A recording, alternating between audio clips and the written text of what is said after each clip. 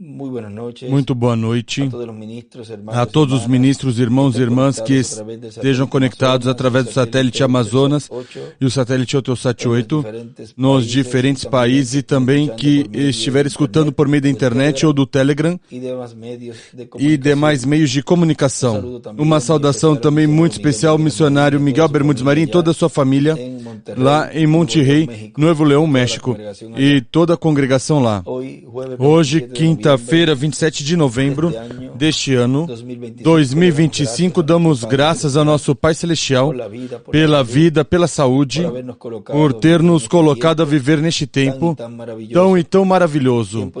Tempo onde Deus estará cumprindo todo o seu programa e estará realizando em nossas vidas essa promessa da transformação daqueles que estariam vivendo no fim do tempo e que não veriam morte. Esses somos cada um de nós. Hoje é um dia que... Podem sentar se estão em pé. Hoje é um dia que o mundo está celebrando o Dia de Ação de Graças, mesmo que tem lugares onde não se celebra, mas nós sabemos o verdadeiro significado de um dia como hoje, porque para nós, os escolhidos de Deus, todos os dias são dias de ação de graças. Todos os dias damos graças a Deus pelas suas bênçãos. O estar vivo nada mais é uma bênção. Já é preciso começar por aí. É uma bênção da parte de Deus que nos permite viver, respirar o ar, poder cheirar, poder falar e poder desfrutar da natureza e de tudo. Vejam, essa é uma grande bênção. E conscientes de que estamos nesse programa divino que Ele tinha prometido que realizaria e que esse programa estaria se desenvolvendo desde o Éden para cá, porque cada um de nós estamos desde o Éden nesse programa, porque vejam, se nos vamos antes, pois estamos desde o começo, ou seja, estávamos sempre com Ele, desde o começo da criação. E antes disso, pois sempre, eternamente estávamos com Ele. Mas desde o começo da criação, estivemos com Ele desde o princípio, e em seu programa, Ele nos colocou. E, como o sétimo selo vem sendo anunciado desde o começo, vejam, desde lá, o sétimo selo e os escolhidos deste tempo estão sendo anunciados. Ou seja, que nós estamos vivendo agora no cumprimento, na materialização desse programa do sétimo selo neste tempo final. E temos que, neste tempo, nos colocar na posição correta, na linha correta, para receber as bênçãos. Não podemos estar de um lado e do outro. Ou seja, não jogar para duas equipes, dois times. Um de um lado e outro do outro. A pessoa joga para a equipe, para o time que a pessoa pertence.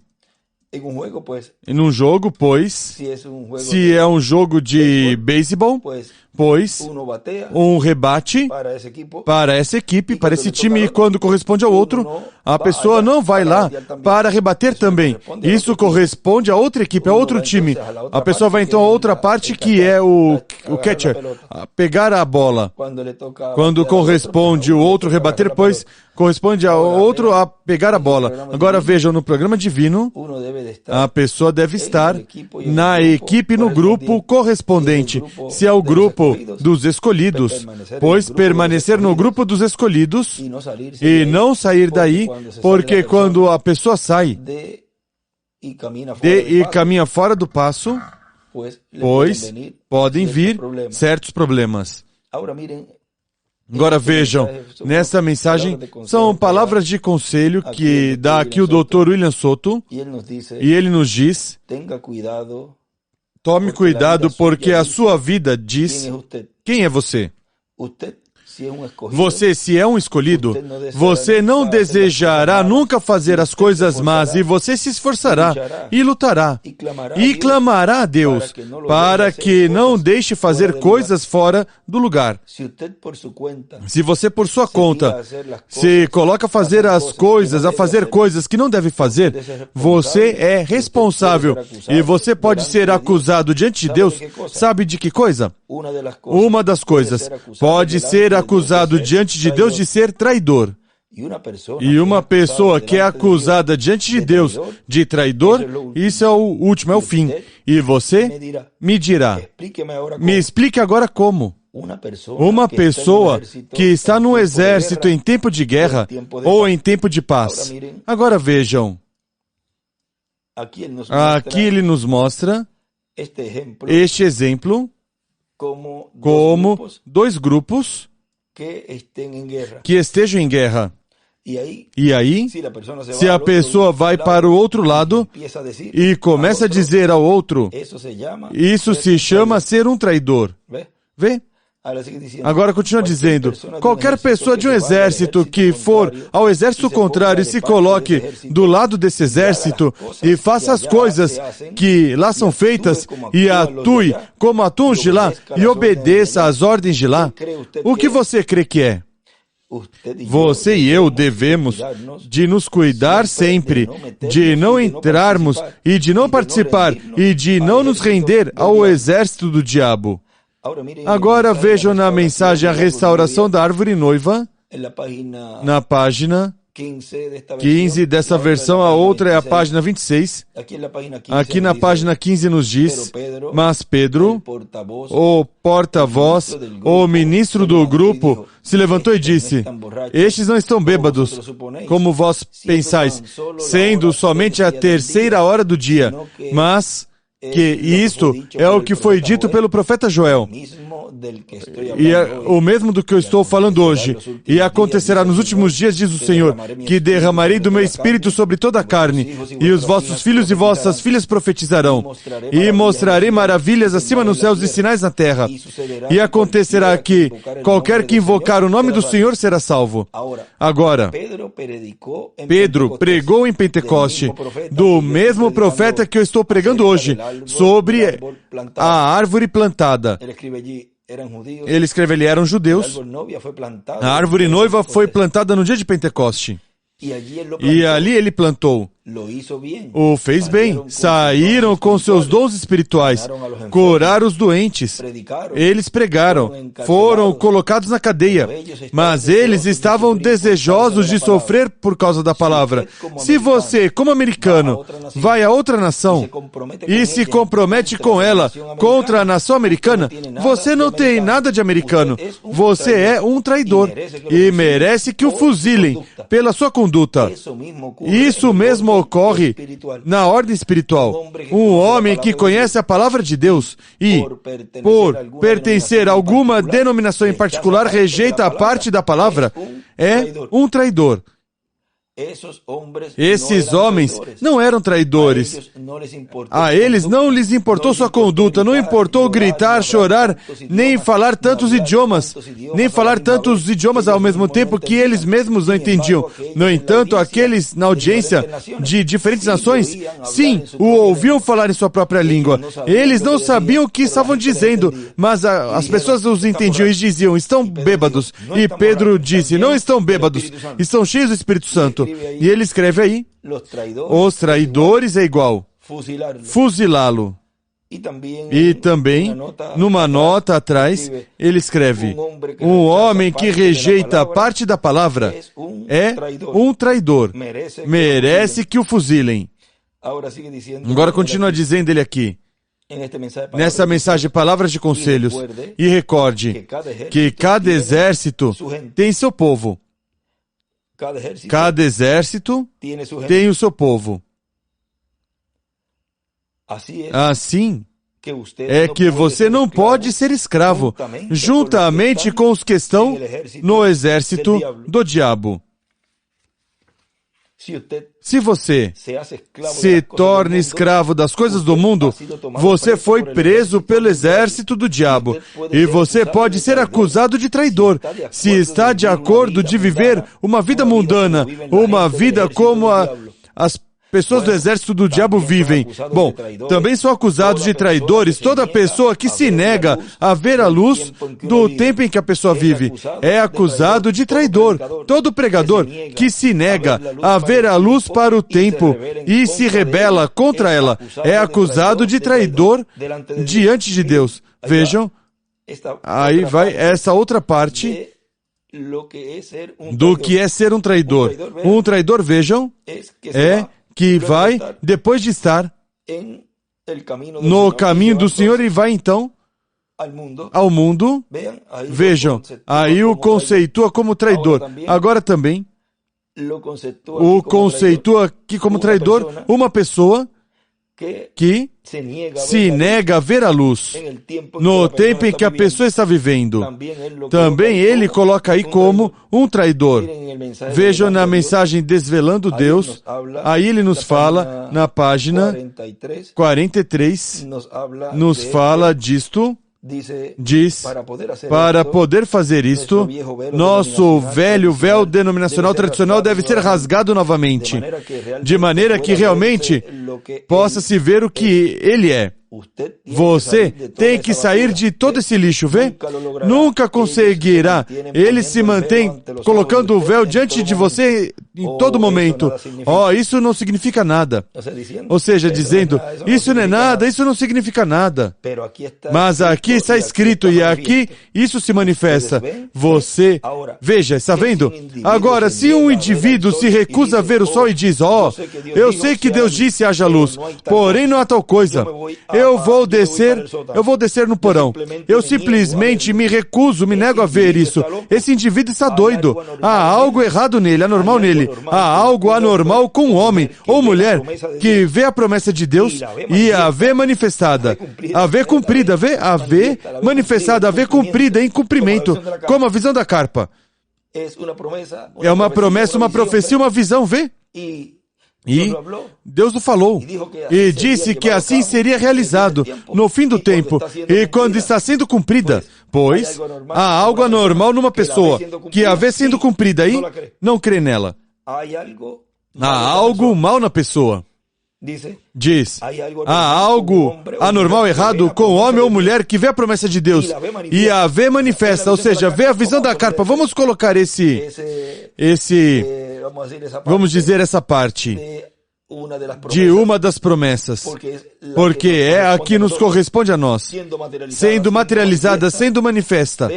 Vê a visão da carpa sendo cumprida, diz, e a vê manifesta e depois se nega a crer nela, porque a denominação lhe coloca o véu nele, coloca o véu no rosto. Veja, velados. Aí ele escreve à esquerda para cima, quem não quer ver a luz está louco, está na quinta dimensão. Agora vejam onde estão os traidores e aqueles que não querem ver a luz, não querem ver essa promessa materializada, manifestada.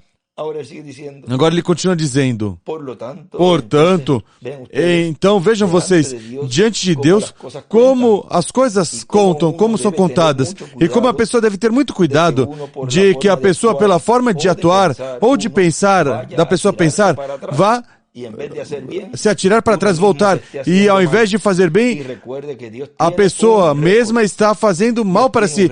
E recorde que Deus tem um registro. Deus tem um registro e a Deus não escapa nada. Deus tem um registro e Ele sabe todas as coisas que cada um de nós fazemos. E em nosso registro está também todo o benefício que foi feito e todas as coisas que fizemos que beneficiaram as demais pessoas. Mas Mas recorde que também no registro aparecem as más ações e toda coisa má que a pessoa tenha feito, que tenha prejudicado as demais pessoas.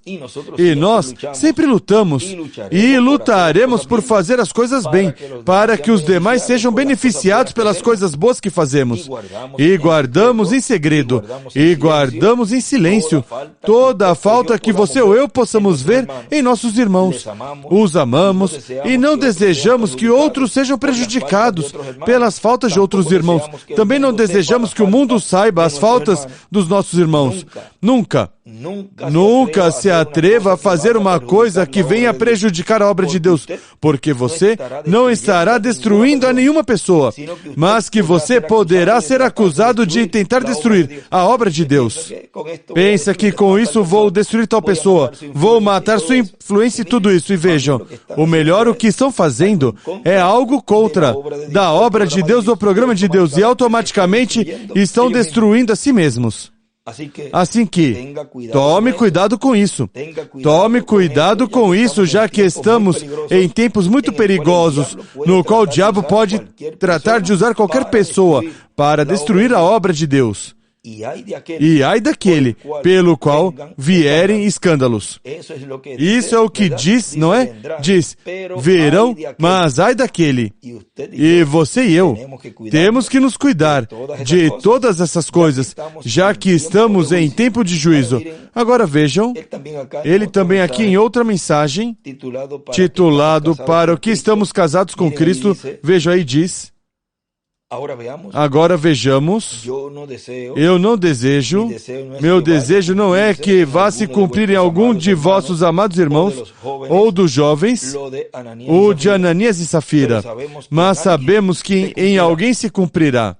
Agora, se no nosso meio se cumprisse, não se cumpriria por falta de advertência, mas por cabeça dura, por teimosia, poderemos dizer, não é? Por dar com a cabeça na parede. E então seria de juízo para a pessoa e de bênção para o resto. Para que então andem direito nisto e saibam que com Deus não se joga, não se brinca. Então seria de bem para o resto.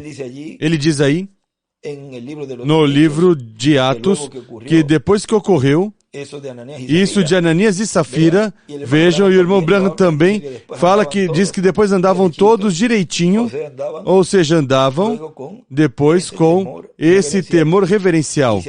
E se assim foi, naquele tempo, quando o Espírito Santo estava ali atuando no meio dos apóstolos, quanto mais este tempo, quando o Espírito Santo, Deus disse por meio do profeta William Branham, que o Espírito Santo estaria em carne. Quanto mais, quando o Espírito Santo, diz o irmão Branham, estaria em carne, diz, quando este Espírito Santo que temos, o que sai em nosso meio agora mesmo, na forma do Espírito Santo, quando ele chega a ser encarnado na pessoa de Jesus Cristo, então o coroaremos como Rei dos Reis e Senhor dos Senhores. Então, a coisa é mais delicada neste tempo, porque o Espírito Santo neste tempo está encarnado no meio do povo de Deus. Agora, retornamos às palavras de conselho. Ele aí continua dizendo, estamos em um tempo muito perigoso e queremos ser encontrados diante de Deus bem. Queremos ser encontrados bem e queremos que quando nos apresentarmos a Deus no final do caminho, Deus tenha palavras de agrado e de recompensa e palavras de elogio para cada um dos escolhidos. E esse é o desejo e o almejo de todos nós, que ele tenha ao final palavras de agrado e também recompensa e palavras de elogio para todos os escolhidos de Deus. Vimos nessas curtas palavras a ordem espiritual e física na era da pedra angular. Que Deus os abençoe e os guarde e continuem passando uma noite feliz, cheia das bênçãos de Deus e agradecidos a Deus por todas as suas bênçãos, por todo o alimento espiritual que Ele nos deu e o que continuará nos dando até a nossa transformação, todo este alimento espiritual, sob o ensinamento de carpa, de tenda, onde estamos recebendo a fé de rapto, porque estamos recebendo os trovões, onde Deus disse e prometeu que numa grande carpa catedral, numa grande tenda catedral estaria se realizando. E damos graças a Deus também pelos alimentos físicos. Que Deus continue nos trazendo alimento espiritual e alimento físico na mesa de cada lar e de cada família. Que Deus os abençoe e guarde a todos.